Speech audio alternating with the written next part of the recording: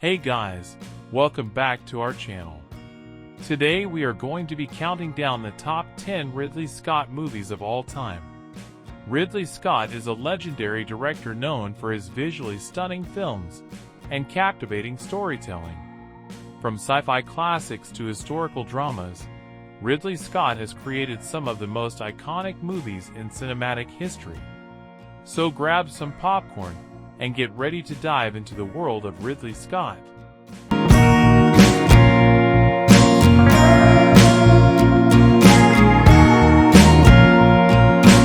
Starting off our list at number 10 is The Duelists. Ridley Scott got off to an auspicious start when The Duelists, his first film, was nominated for the Palme d'Or at the Cannes Film Festival and won a special award there for Best First Work. Scott started his career directing commercials and some episodic British television prior to taking on this ambitious film, whose acclaim set him on a journey as one of film's greatest directors.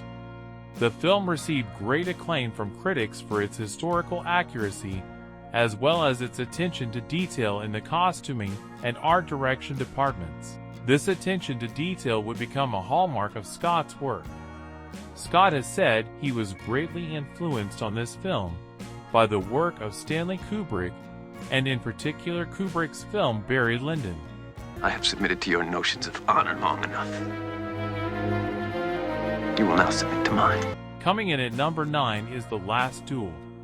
With a script by Oscar nominee Nicole Holofcener and the Oscar-winning screenwriting team of Matt Damon and Ben Affleck, The Last Duel is arguably Scott's most literate big-screen epic.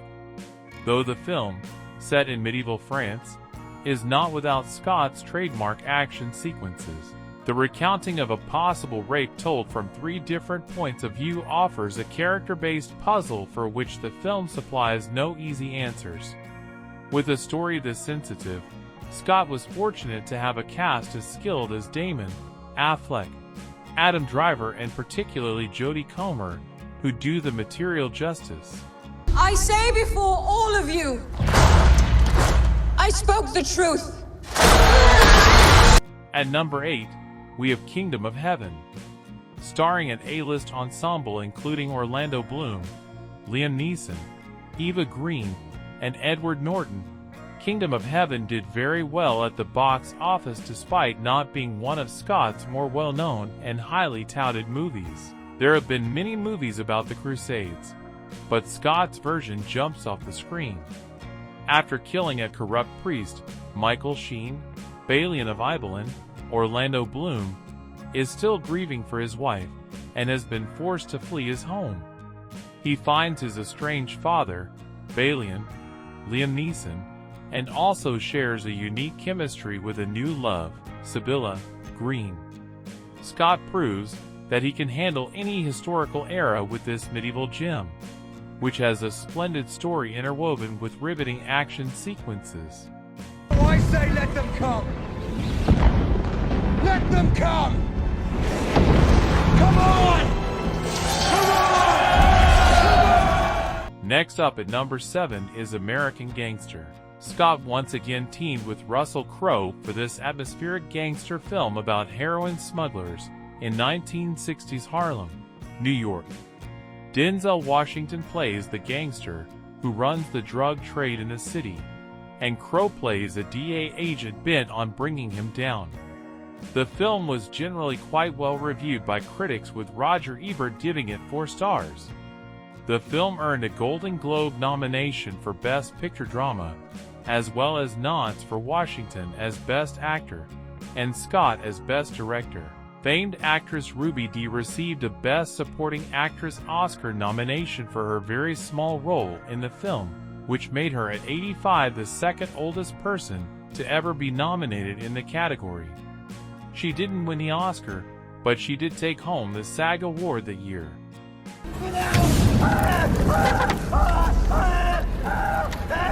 Taking the number 6 spot is The Martian. This comedic science fiction film was nominated for 7 Oscars and won the Golden Globe for Best Picture, Comedy, or Musical, and Best Actor, Comedy, or Musical, for Matt Damon. The film brings Scott back to familiar territory, an astronaut stranded on Mars and trying to survive. Unlike the Alien films, there are no creatures hindering Damon's survival.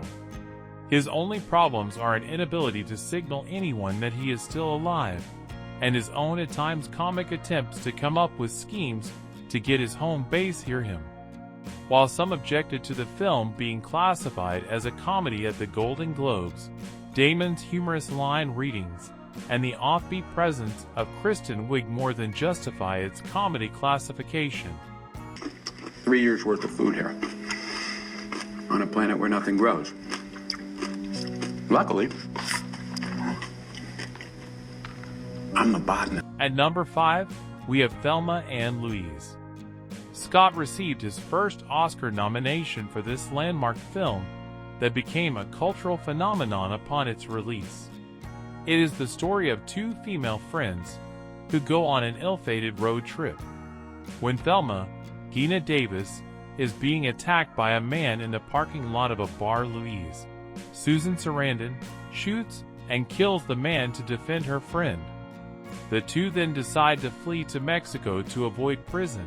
On their flight, they become increasingly involved in more and more crimes, while a compassionate police officer, Harvey Keitel, tries to coax them into turning themselves in. The film met with as much controversy as it did acclaim. While many critics praised the filmmaking and performances, some social commentators found the film to be a man-hating diatribe, and some religious leaders objected to what they felt as the film's glorification of suicide. You said Jimmy was going to get out of town and for once just really let our hair down? Well, darling, look out, because my hair is coming down. Coming in at number 4 is Blackhawk Down, inspired by the tragic true story of the failed United States Army Ranger Special Operation mission into Mogadishu, Somalia in 1993. Sir Ridley Scott's most notable and successful war genre film comes in at number 10. The story of Operation Gothic Serpent during the Battle of Mogadishu is as harrowing as it is spectacular. Scott has not taken on the war genre very often, but Blackhawk Down is not only his best, but one of the best military cinema experiences ever made. Blackhawk Down is one of the very rare war films that strikes a wonderful balance of character development with the harried, frenzied, and visceral vicissitudes of modern warfare. The realism and horror of a group of rangers severely outnumbered by angry people and warlords in Somalia are both thrilling and hard to watch. We got a Blackhawk Down, we got a Blackhawk Down. I'm gonna die, alright? You're not gonna... Taking the number 3 spot is Gladiator. Gladiator remains Scott's most successful film at the Academy Awards, where it won a total of 5 awards including Best Picture. It also won Best Actor for star Russell Crowe, Best Costumes, Best Sound, and Best Visual Effects. Scott himself was overlooked as Best Director in favor of Steven Soderbergh for Traffic.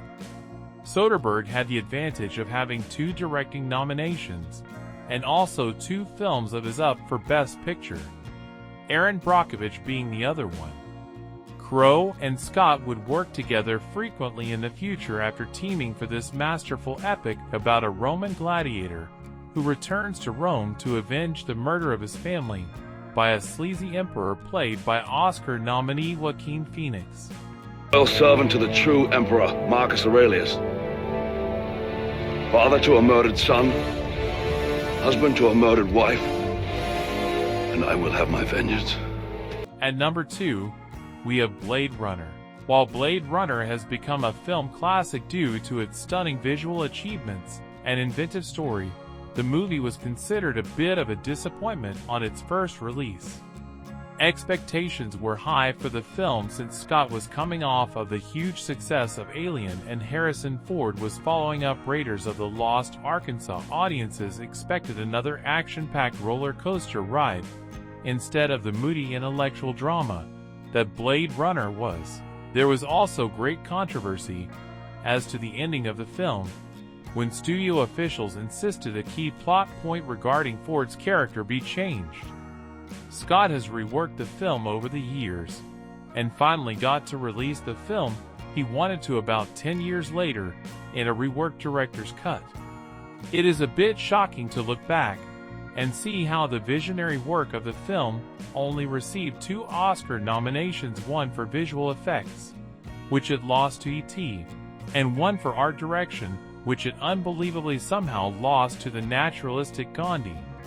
I've seen things you people wouldn't believe. And finally, coming in at number 1, we have Alien. Few films have had as much of an influence on cinema as Alien. From the famous chest-bursting scene, to the creature's design, or the character of Ellen Ripley, Weaver, so many elements of the film have become iconic within popular culture, and for good reason. It's a film where each facet of its design works perfectly to create a truly terrifying sci-fi horror whole. The special effects were ahead of their time, and still hold up just as well today, while the cinematography and score help to create a sense of dread that hangs over every frame of the film. Shocking, gruesome, and frighteningly eerie, Alien is sci-fi horror at its best. Despite a string of sequels, prequels, and spin-offs, none of them come close to matching the sheer brilliance of the original, which is undoubtedly Scott's best film to date.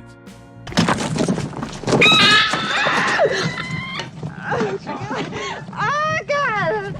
And there you have it, our top 10 Ridley Scott movies of all time. Let us know in the comments which of these films is your favorite. And don't forget to like and subscribe for more movie content. Thanks for watching, and we'll see you next time.